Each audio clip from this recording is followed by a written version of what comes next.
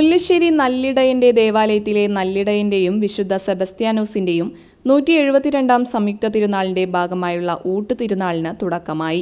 രാവിലെ നടന്ന ദിവ്യബലി, ലതീഞ്ഞ നൊവേന എന്നിവയ്ക്ക് നടത്തറ തിരുഹൃദയ പള്ളി വികാരി ഫാദർ നോബി അമ്പൂക്കൻ കാർമ്മികത്വം വഹിച്ചു.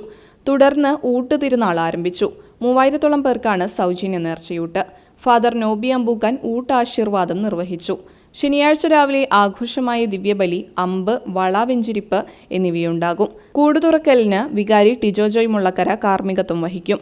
വൈകിട്ട് 6:45 മുതൽ കുടുംബ കൂട്ടായ്മകളുടെ അമ്പ്, വള എഴുന്നള്ളിപ്പ് സമാപനം, തുടർന്ന് മെഗാ ബാൻഡ് മേളം എന്നിവയുണ്ടാകും. തിരുനാൾ ദിവസമായ മെയ് 4 ഞായറാഴ്ച രാവിലെ 6:30 നടക്കുന്ന ദിവ്യബലി, ലതീഞ്ഞ്, നൊവേന എന്നിവയ്ക്ക് തൃശൂർ അതിരൂപത വികാരി ജനറൽ മോൺസിഞ്ഞോർ ജോസ് കോനിക്കര മുഖ്യ കാർമ്മികനാകും. ഫാദർ ഡിയോൺസ് കട്ടിളപ്പീടിക തിരുനാൾ സന്ദേശം നൽകും. വൈകിട്ട് 4 നടക്കുന്ന വിശുദ്ധ കുർബാനയ്ക്ക് Abhayam palliative hospital director father Joy Koothur കാർമ്മികനാകും. വൈകിട്ട് 5 തിരുനാൾ പ്രദക്ഷിണം. മെയ് 5 തിങ്കളാഴ്ച മരിച്ചവർക്ക് വേണ്ടിയുള്ള ദിവ്യബലി, ഒപ്പീസ് എന്നിവയുണ്ടാകും. ഭാരവാഹികളായ വികാരി ഫാദർ ടിജോ ജോയ് മുള്ളക്കര, ട്രസ്റ്റിമാരായ ജോസ് വടക്കൻ, സ്റ്റാൻലി കാഞ്ഞിരത്തിങ്കൽ, ജനറൽ കൺവീനർ വിൽഫി അടക്കളത്തൂർ, ഊട്ട് കൺവീനർ ജോസ് തരകൻ എന്നിവർ നേതൃത്വം നൽകി.